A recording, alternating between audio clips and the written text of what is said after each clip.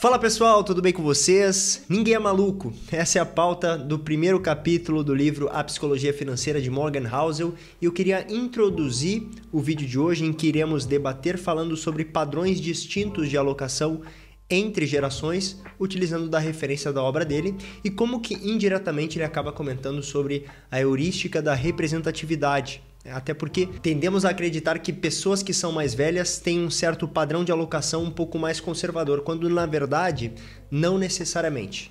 E a ideia do vídeo de hoje, então, tomarmos como referência 4 gerações distintas. Mas antes, peço que você se inscreva no canal, clique no sininho para ativar as notificações, deixe seu like e também um comentário aqui no vídeo. Então, na imagem ao lado, nós temos 5 gerações, falaremos das 4 primeiras, sendo a geração silenciosa, de pessoas que nasceram no período entre 1928 e 1945, os Baby Boomers, de 1946 a 1964, a geração X, de 1965 até 1980, e os Millennials, 1981 até 96. A geração Z não está inserida nesse gráfico, até porque em termos de representatividade, de patrimônio das famílias americanas, que é a base que eu utilizei por aqui, não é algo ainda muito significativo. E o link imediato que eu faço com a obra do Morgan Housel se dá por conta desses primeiros trechos.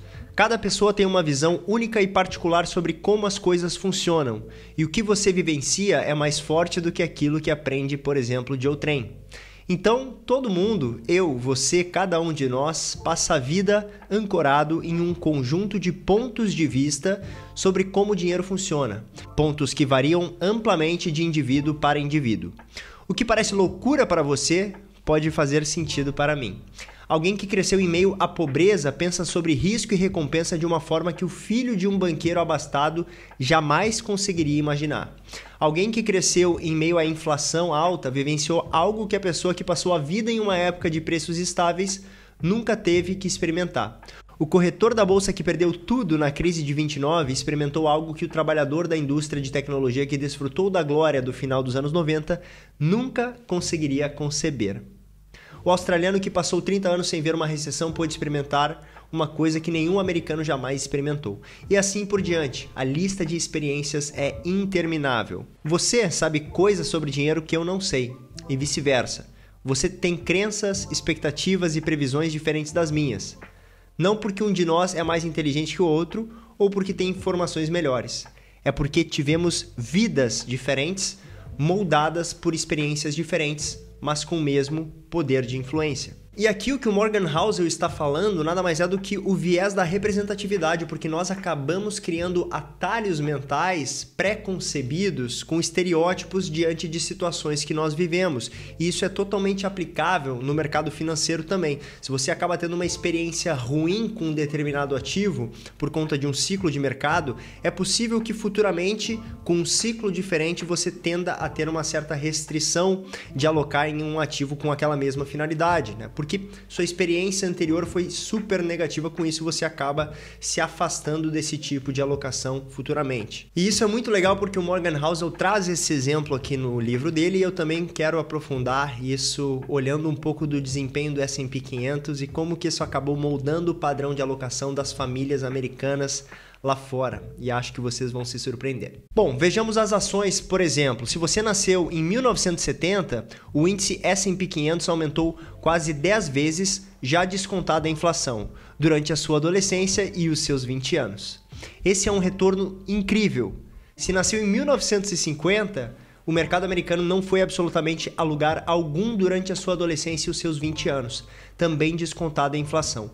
2 grupos de pessoas separadas meramente pelo ano de nascimento passam pela vida com uma visão muito diferente em relação ao funcionamento do mercado de ações. E aqui ele traz uma imagem que retrata muito bem isso, primeiro comparando o retorno do mercado acionário para as pessoas que nasceram na década de 50, em 1950, melhor dizendo, ou seja, os Baby Boomers, o início da geração dos Boomers, comparando com as pessoas que nasceram em 1970, uma parte específica da geração X. E naturalmente, se você cresce vendo esse tipo de desempenho ao mercado acionário local, é muito possível que futuramente você iria acabar replicando esse padrão. A gente pode acabar fazendo uma paridade com imóveis aqui no Brasil, né? Quantas vezes vocês já ouviram falar dos pais de vocês, pessoas mais velhas que pegaram um ciclo imobiliário muito importante, que investir em imóveis é seguro porque vale muito a pena e que naturalmente acabam tendo uma preferência por isso independente do ciclo de mercado. Isso nada mais é do que a heurística da representatividade na prática. E apesar disso, pessoal, o que eu quis trazer com essa outra imagem aqui, uma simulação que traz dados do S&P 500 em janelas de 120 meses, ou seja, de 10 anos desde 1926, é que mesmo com ciclos ruins de mercados, a gente tende a ver no longo prazo, no caso do S&P 500, nessa simulação que puxa dados desde 1926 para cá, teríamos uma taxa mediana de 10,74% em janelas de uma década. Ou seja, independente da condição de entrada, mantida uma alocação para um longo prazo, é bem provável que você venha a ter um retorno bem expressivo. Mas também ocorre de você observar algo que consta logo na esquerda dessa imagem, que é justamente a referência das pessoas que tiveram uma péssima performance com o mercado acionário americano. E isso acaba tendo uma condição significativa na alocação atual, ainda que aquele ciclo já tenha passado. Agora, visualizando os dados de uma outra forma, nós temos a taxa de crescimento anual composta em uma década, puxando dados de novo desde 1926, e isso ajuda a justificar o peso da alocação entre diferentes gerações para o mercado acionário americano. Se vocês pegarem a referência da esquerda para a direita, podem perceber que em 1941 a taxa de crescimento anual composta ficaria à esquerda do gráfico anterior, ou seja, pessoas que perduraram com ações americanas por 10 anos e viram o retorno sendo dilapidado ano após ano em mais ou menos 5%. É a geração que precede a geração silenciosa. Agora, justamente essa geração, nascidos entre 1928 a 1945, que pegaram 10 anos sequentes maravilhosos. Pense em alguém que nasceu em 1928, vai ingressar no mercado de trabalho talvez 20 anos depois, em 1948, e teria ali para 1958, nos 10 anos sequentes, um retorno muito expressivo do mercado acionário americano, superando a marca de 20% ao ano. E naturalmente é de se esperar que essas pessoas tenham hoje uma preferência de alocação em ações por conta desse retrospecto que elas tiveram no auge da juventude, ainda que hoje sejam pessoas muito mais velhas. E uma última interpretação que a gente pode tirar desse gráfico, já dando um spoiler de um outro conteúdo que a gente vai abordar por aqui, são de fato os ciclos de mercado, como a gente percebe que 10 anos muito ruins tendem a preceder 10 anos maravilhosos e vice-versa. Às vezes, quando a gente tem um retorno muito expressivo no S&P 500, com taxas anuais compostas por uma década que são acima de 10, 15% ao ano, a tendência é esperar um retorno mais modesto para os 10 anos sequentes, que é algo justamente que a gente percebe logo após a década de 70, que é algo que a gente percebe logo após os anos 2000. E claro que nesse caso aqui muito condicionado ao que aconteceu ali na bolha das .com e na sequência na crise do subprime. Mas acho que deu para entender um pouco do conceito dos ciclos observando esse gráfico principalmente. E algo que me deixou muito curioso e eu quis tentar destrinchar no padrão de alocação é justamente com base nessa imagem do Visual Capitalist que divide a distribuição de riqueza nos Estados Unidos entre as gerações. É um dado um pouco defasado de 2022, mas acho que dá para tirar uma boa ideia. A gente percebe que metade dos ativos estão concentrados nos Baby Boomers, ou seja, a geração dos nascidos entre 1946 a 1964. Depois nós vemos a geração X, com 29,5%, que é a geração que sucede a geração Baby Boomers. Logo após a gente percebe a geração silenciosa, que é a que antecede os Baby Boomers.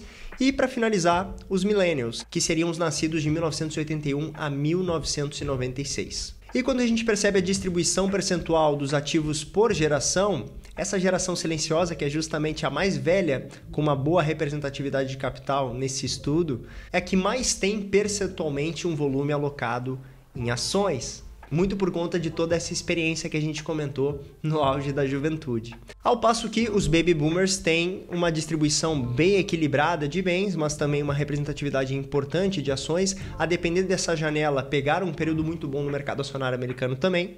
Já a geração X e principalmente os Millennials acabam concentrando uma boa parte em real estate, em imóveis, algo que pode acabar quebrando um pouco aquele paradigma de que pessoas mais velhas acabam tendo uma alocação mais conservadora. Não necessariamente, e às vezes isso se dá muito por conta das experiências prévias que a gente teve com uma alocação em um período específico da nossa vida que talvez fosse muito representativo para o acúmulo e construção de patrimônio e riqueza. E para finalizar o conteúdo do vídeo de hoje, eu queria trazer a referência de uma matéria do BTG, que eu vou deixar aqui o link para que vocês confiram também, mostrando que o comportamento dos millennials sobre o dinheiro aqui no Brasil é muito mais conservador do que uma geração que a gente acabou não comentando aqui, que seria a geração Z, que tenta olhar para alguns mercados que são um pouco mais voláteis. E é natural, né, pessoal? A geração Z passou por esse boom recentemente, vindo na sua adolescência, aquele gráfico reeditado que a gente poderia fazer do Morgan Housel, uma ascensão muito grande em criptomoedas. Então é natural que tenha uma preferência por esse tipo de mercado.